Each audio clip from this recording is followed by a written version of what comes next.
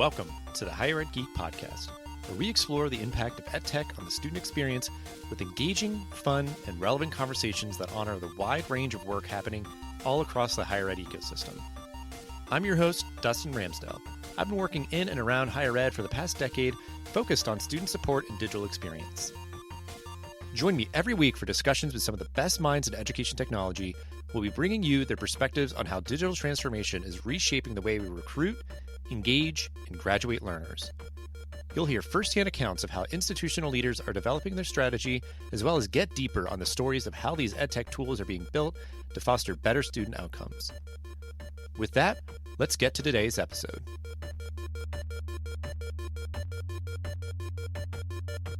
Hey there, everybody. Welcome to this episode of the Higher Ed Geek Podcast, episode number 299 with Samyr Qureshi, co-founder and CEO of Knack, coming back to the show after several years, discussing the amazing work that him and his team are doing, reshaping peer tutoring to enable student success, certainly, but also a really interesting kind of aspect of the work that we dig into a bit in this conversation around kind of workforce readiness. Obviously, the tutors who are doing the tutoring, these current students helping their peers, are gaining a lot of great skills, and how do you kind of elevate that and help those students kind of parlay that into transferable skills, whatever career and industry they may pursue after their graduation. So just awesome work that Samyr's doing, highlighting all of the unique and impactful positive facets of it. Always great talking with him. So please do enjoy this episode number 299 with Samyr. Very glad to have you back on, Samyr, for this episode. Just in case folks don't know, briefly introduce yourself, your background, and the work that Knack does. Thanks for having me on again, Dustin. I'm Samyr Qureshi, co-founder and CEO of Knack. We partner with colleges and universities to help them power and scale a broader peer tutoring strategy. So what that looks like today is every campus in the United States offers a physical brick and mortar tutoring center, sort of a commitment to underscore student success and ensure students retain and ultimately graduate. The problem with these services is that they're very costly and difficult to scale on a one-to-one human level. And so most institutions will sort of staff in-house for the main courses that students struggle in. But as they recognize students have all sorts of needs at different times of the day, different courses, they often look to partners externally. And traditionally, that's been online tutoring companies that staff their own tutors overseas or wherever they may be. Institutions sort of offer those tutors to students on demand, sort of around the edges to fill in the gaps on those services. Knack is an alternative to that, and a quite a differentiated one, in the sense that we partner with institutions and we actually enable them to onboard more of their top students to serve as peer tutors using a sort of Uber-like model, creating great high-impact career employment opportunities for students that are doing well in their courses, to then sort of offer them through technology to other students on campus that may be looking for support. So students helping students, academically rooted social interactions, fully funded by the institution, delivered through our technology for in-person, online, one-on-one, and group learning interactions.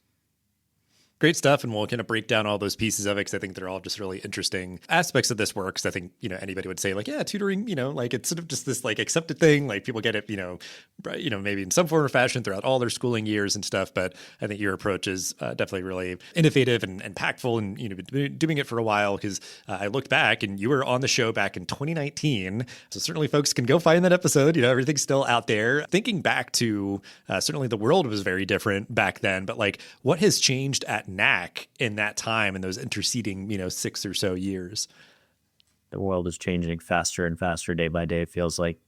A lot's new at Knack, whether that means we've brought on new folks, we've from experts in the industry like Dr. George Koo, who's sort of founding father of high impact practices and well-known student success and student engagement consultant and advisor, has been working with us since right around that time. And as COVID sort of took over the world for that period and forced institutions online, we built a lot of features and functionality that support those online interactions. We were lucky to kind of be early on that forefront prior to COVID. And so when COVID came, we were able to kind of quickly accelerate and help a number of institutions transition services and scale them through our model using the online classroom. We've created robust data studies. We've been able to show direct retention impacts from our platform and services being offered to students, institutions like University of New Hampshire, University of Florida, Hampton University. So dozens and dozens of campuses have signed on now, close to about 100. And, we've continually served more and more students. I think what's also interesting is to just recognize a shift in higher ed since 2019. There's naturally been quite a lot of factors that have driven that, whether it was the sort of black swan event of COVID or more so sort of the federal government and that whole sort of fiasco. But in many ways, it's important to note that the mission of institutions remains the same. And Knack, similarly, has the same mission and has doubled, tripled down on that to ultimately help students, not just persist and graduate and be ready to ace their courses, but to really be equipped to handle the world outside of college, postgraduate. And so we really zeroed in on sort of the career aspect of what we're doing. As you can imagine, today, campus employment, student employment opportunities are limited for the most part by the physical services that institutions are often delivering. Knack is really scaling that using this innovative employment model that, of course, Uber and Airbnb really commercialize that gig economy, sharing economy model, and to help institutions scale more job opportunities for students in a world where, employment outcomes and employment readiness is so important. So a lot has changed from the sort of like platform itself to the team to the data and the stature of our platform and sort of our company as a whole. At this point, we raised about 20 million in venture capital, won the Lumina Prize back in 2019. I can't remember if that had happened just when I joined the show.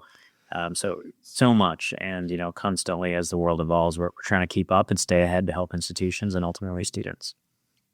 I think it's always great when, you get to a point where you can have really compelling like case studies and everything where it's like, okay, don't trust me. I think I know what I'm talking about, but then look at, the exact sort of impact of, what's going on. And so that being a really great milestone. And then just the sort of embrace and investment of kind of the digital augmentation of what is a deeply, human kind of social thing of tutoring and, trying to really find that right blend of everything. And, if it is that idea of if we can just enable more people to get high quality tutoring, that's great. Using that as sort of a segue to my next question, I think how do you see peer tutoring helping bridge equity gaps for students that are receiving the tutoring? Yeah, obviously somewhat of an elephant in the room with AI being maybe a part of that answer too, is that, look, AI, I think, has done some incredible things to democratize access to learning even more, right? Content at this point is quite commoditized. In many ways, if a student wants to learn something, the world is their oyster in terms of the information and the videos and the content, whether it's, GPT or YouTube or even just more so kind of tapping into research papers and reading from just what's on the internet. But I think what institutions ultimately are trying to protect and highlight through this, and I believe students inherently and humans inherently want social learning interactions for the most part, is how do we sort of, keep the co-curricular piece top of mind as well? Because you can learn in so many different ways, but to get to a level of depth in learning, to get to a level of accountability and sort of the social aspects of learning, I believe that's ultimately, if we can make that more accessible and democratize not just the content, but the style and the physical showing up of, I took this course, I've been there before, that shared lived experience. How do we make that more equitable? And that's ultimately what our mission has been from the start. And sure, today, you may question what is the role of a human and do we even need human tutors? And I would argue, for as long as there are students who appreciate and ultimately need the accountability of a human and desire to have that sort of coach advisor-like interaction, sure, the academic piece can sort of be skip leveled in some sense. That means a tutor could show up and already see a student's GPT transcript of where they got stuck. And now you're more intelligently using AI to help sort of diagnose and work with a student. And maybe the tutor is getting some coaching as to how they can, be a better listener and how they can be more patient or how they can ask better questions through the Socratic method. So I just want to address that first, because I think a lot of folks think, GPT's here and chatbots can just sort of be the tutor for everybody. Maybe for a small slice of students and maybe up to a certain point. But generally, the type of student that we're working with and the type of environment we're dealing with, which are college campuses, I would argue, having a deep sort of mission imperative and a necessity to create human learning interactions, and to do that using AI or using technology and innovative models like Knack, I think just sort of go further to get it to a point as being as accessible and equitable as possible. So, you know, at the end of the day, we're making it easier for students to learn from and with each other. We're making it easier for institutions to deliver services at scale, both from a cost standpoint, a personnel standpoint, and ultimately, to sort of modernize those practices and the feeling of that campus, whether that's a small private faith-based institution like a Pacific Lutheran University, a large sort of R1, R2 like a Georgia Tech or a Florida or an Auburn, or anyone in between there that's sort of a regional institution or comprehensive, HBCU, community colleges. They all sort of have that mission, and we're hoping to help kind of double down on that through a model that we have. All right, let's take a quick break for a word from our sponsor. Forsyth Technical Community College was juggling siloed systems, fragmented data pipelines, and manual workflows across marketing, admissions, and CRM operations. Then they deployed Bolt Agents, Element 451's AI workforce platform. The result? These agents handled over 80% of student inquiries independently, saving 183,060 human minutes, and cutting call volumes by 14% within just 1 week of rollout. Curious what your AI teammates could look like? Try an agent today at element451.com/agents. Yeah, I appreciate the acknowledgement of AI because I, in my head, I wasn't super certain. We kind of try to marble it into a lot of the conversations. I don't know. I mean, there will be an impact. I'm sure there is an impact happening. I wasn't exactly sure. So, anticipating, what a lot of folks, I'm sure, are kind of grappling with and wondering the full potential out of it. If it is a person that can be, there to sort of help guide through and maybe, work with AI to sort of maybe see you got up to a certain point. I can see kind of maybe where you got stuck with how you're prompting or whatever else. Whether they hit a wall or something or not, but there could be a handoff of something where it's okay, you were engaging with, some sort of support chatbot, and now I'm going to jump in and be getting you the rest of the way. So I think you were alluding to a just as important aspect of this, of the benefits to the tutor themselves. Like I said, you're creating these kind of campus employment opportunities. They're getting a lot of skills and everything. So if you want to just elaborate on that of how this experience impacts and benefits the tutor. It's extremely important, not just now because there's sort of this, deep focus on career workforce readiness, but more generally, we've always tried to position Knack as, in many ways, a career development tool in some ways, but it's a marketplace, right? So it depends on the way you look at it. And I think naturally when folks hear tutoring, especially an academic or an administrator on campus, everyone's mind generally goes to academic affairs, the provost's office, or Dean of Student Success, undergrad ed, and that's certainly where tutoring has historically lived and probably should live in many ways. What's interesting is that when you consider sort of the way in which we're delivering tutoring, we're actually creating more employment opportunities for the high achievers. And so we've had student affairs, career services, folks that are focused more so on that side say, wow, this is actually a great engine to deliver more employment opportunities, but not just a job, right? We kind of pitch it as the best job on campus, not because we're paying you some crazy high rate. Sure, you're probably going to make more as a tutor than you are, maybe working at the dining hall.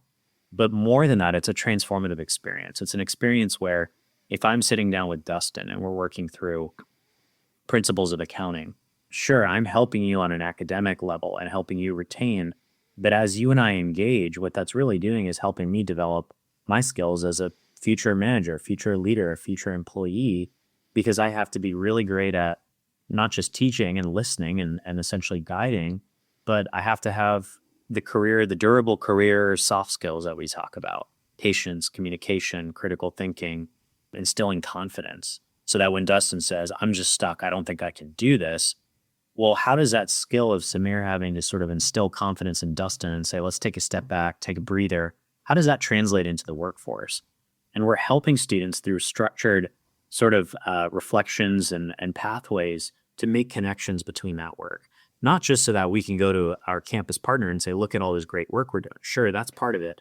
But really what that's made up of is the student, when they sit down at an interview, being able to say, hey, I actually was a tutor on campus and I helped instill confidence in my students when they thought they hit a end of a road. And here's how I did it. And here's why I believe this will make so much sense when I join your organization. How do we help students tell that story, present their skills in a way that are contextualized in the academic sense, but translatable into life after college. And I think, now is sort of the time for institutions to think critically around how do we give students more of those experiences. And high impact practices have a lot of these threads in them of, not just retention, but also sort of, long-term thinking and like employment outcomes and things. Hence why we work so closely with Dr. Ku to really prove out, can the role of a peer tutor be a high impact practice? And I think we all want to say the answer is yes. Of course, we need some longitudinal studies and data, but I think everyone can make that leap and understand that it is essentially a high impact practice. Call it a progressive next generation HIP. And in fact, we actually had some shirts going for a while that we gave out saying, make tutoring hip, or make peer tutoring hip. And we're big believers in that. This should be getting more credit and spotlight on campuses. Learning centers have been doing this work for a long time. Frankly, many of them thought Knack was there to replace them or were taking their job or stepping on their toes, when in reality, we're not saying take away what you have. We're saying keep your learning center and scale and do it sort of cost effectively and student first using the Knack model. So now all of a sudden you've got your shop in-house, but you've got a network of your own students helping each other instead of an outsourced network or, spending so much trying to hire and train folks internally. And so we are really doing a lot. One of our strategic investors is ETS. The folks created the GRE, largest nonprofit assessment company in the world. We spent a lot of time with them trying to think about how we can build out sort of this experiential assessment for tutors on the career side. And we're continually building that out and taking more and more steps in that direction, such that we literally have students on a weekly, sometimes a daily basis, listing us as a reference or listing us as a job on their resume or on their LinkedIn, to where these companies are calling us and saying, hey, can I get a reference check on Samyr or Dustin? Because, he listed Knack as a place he worked or he tutored. And, oftentimes we're pulling up their profiles and we're saying, well, it was rated by students in this way or in that way. And so in a sense, we're really not just helping students earn an income, reinforce their subject matter knowledge, build those career skills, and in turn help the student on the receiving end. But those sort of skills on the former side, they actually do translate into the workplace. And we're helping students parlay that experience to that full-time employment opportunity, ideally. Appreciate kind of getting both sides of the coin here with this conversation of like the benefits and the impacts to the students being tutored, but then also the students doing the tutoring. Like it's, really across the board there. It's great work that you're doing, sort of being this catalyst to enable, these opportunities for students and getting that work experience. And it is like crazy what you're saying, because I'm sure some students it's like, yeah, I've been tutoring for like 3 years. Like I'm doing it a lot. It's a huge part of my college experience. And then also like my employment history, like the number of hours and everything. So it's, great that you, give that to them. And I think, you'd already kind of making those allusions to AI. I think, we've kind of talked a lot about the work that you have been doing and you are doing. I always like to kind of get sort of the quick snapshot of like, what do you see on the horizon for your work right now? Yeah, we are integrating AI in some ways around the edges to support learning and the tutor experience as well. But ultimately, it's really sort of helping institutions integrate existing services with something like Knack. And so what that could look like is we recently kicked off a large-scale partnership with EAB, and I know oftentimes EAB is implemented up top, but folks down below really have to find ways to use that and integrate it into their day-to-day, whether it's advising, it's sort of like case management, if it's like down into the actual learning center. But a lot of institutions want to be able to pull up a view and see where a student has been on campus, what services they've utilized, and ultimately tie those to outcomes. And so we're spending a lot of time and energy doing just that. Is how do we not just display that data and make it easy to digest and see the connections, but ultimately kind of give everyone this unified ability to be involved and supporting student success, everyone from faculty to advising and even leadership who want to be able to come and double click down to a program and understand, how are students really learning in this division versus that as it relates to supplemental, support services like tutoring. So a lot of data integrations, a lot of building around AI is coming here soon. And the last piece that we're also working on, kind of in the realm of how do you create system level partnerships and system level innovation. We just signed our first partnership, and we built the functionality to where 2-year students on the receiving end can actually connect with 4-year students at the articulated partner institution. So take a community college. I was student body president at St. Petersburg College through a dual enrollment program. Great community college, more so looked at as sort of a 2-year feeder into some of the articulated 4 years like the University of South Florida or even UF and some of the others in the state.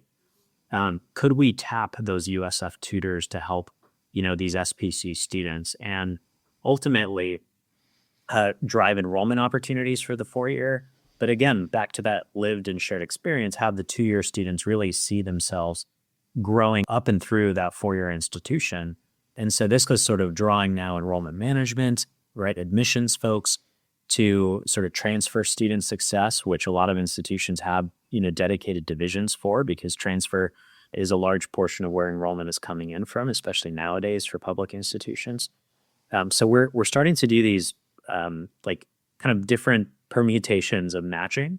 And I think it doesn't necessarily stop there, right? You even take it a step further and you go down into high schools. So there's some really cool things we can do where you thread the needle with the power of what the tutor is and what they can be, not just to the students at their own institution, but externally, downward, laterally into another institution, and then even, vis-a-vis to K-12. All of that, again, continues to feed that other piece there, which is that career enrichment for the high achieving, call it 4-year student in this example. All of this is sort of mission aligned to what we have intended and been building for over the last decade. But as we know in higher ed, things take time. And, folks really want to build that trust and have belief in not just the technology and the platform, but ultimately people. And that's what I'm most proud of here at the team is we've been sticking to it, and we still see a huge opportunity ahead.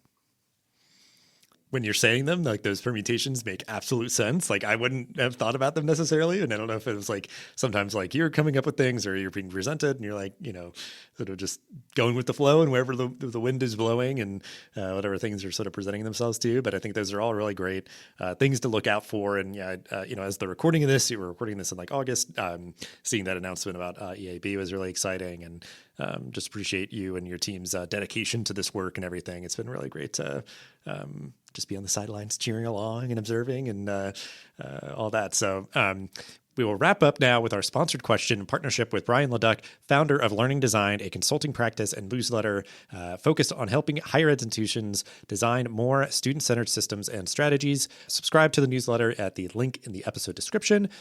What advice would you give to someone driving change in education? Higher ed has historically, and for good reason in some ways, been extremely skeptical and very consensus driven to get to solutions or change. That could take shape in the form of task forces and committees and things like that. And I think while those are well intended, naturally they take a long time, and it can create a lack of change for that meanwhile. And I think what's tough is when you really ask yourself, who's missing out in that time as institutions are looking to make change that ultimately benefits students? That's the assumption, right? The changes are student first, student centric, student success oriented. The folks that are missing out in that time are ultimately those students you're wanting to drive change for. And so I challenge higher ed and ultimately higher ed leaders, provosts, presidents, senior vice presidents. How do you create a culture where innovation and change is actually rewarded to help reshape that culture of natural skepticism, fear, risk aversion? What it starts with is great leadership who doesn't just put a strategic plan on a website and then throws it over the fence and says, go get it, and have it, last 5-10 years necessarily. But it's more about how do you drive accountability and essentially safety for folks to take risks and to try things, right? You talk about startups, you talk about innovation. And, we've tried things that have not worked. Every day we try and test things. And ultimately, if they don't work, we, regather. What did we learn? How can we iterate? Do we want to continue? Do we kill it? Do we keep going? And I just feel like that has been missing in higher ed for a long time. And I think during COVID, it was forced upon by an external event. And it actually, a lot of the strength of the institutions ended up kind of really being showcased at that moment. But despite the challenges we may have at a federal level, the differences we may have, I think it's important to not lose sight of taking those sort of steps to be innovative and risky, call it. But you can do it in controlled environments. You can incentivize risk taking. I would really love to see that. And ultimately, that's the advice I would give. Yeah, I think it's good stuff. Just about like the sort of motivating factors, the culture, and just the ways that you can maybe incubate this. And I think that's been something I've seen sort of a slow drip of institutions, and even sometimes just in like certain departments, is kind of trying to kind of incubate innovation in a way, since it is sort of like unfortunately, or for better or worse, flies in the face of sort of these, venerable institutions that have stood the test of time. Like they're just not as naturally conducive to that. But I think they're making acknowledgments of kind of what you're saying and everything, that they need to try to cultivate this in some way and try to incentivize this as a good approach for that. So I appreciate you sharing that insight and all that you've shared in this episode of ways to connect with you and Knack in the episode description. Thank you so much again for your time and for your dedication to this work and for coming back on the show for this episode. Yeah, likewise. Thank you, Dustin. It's always a pleasure. Thanks for listening to the Higher Ed Geek podcast. This show is a proud member of the Enrollify Network, home to Higher Ed's largest collection of podcasts. Enrollify is where higher ed goes to grow, so be sure to check out our other podcasts, webinars, video clips, blogs, and more. Visit enrollify.org and subscribe for all the latest details and content drops directly in your inbox. Enrollify is brought to you by Element 451, the digital workforce platform for higher ed. Learn more at element451.com.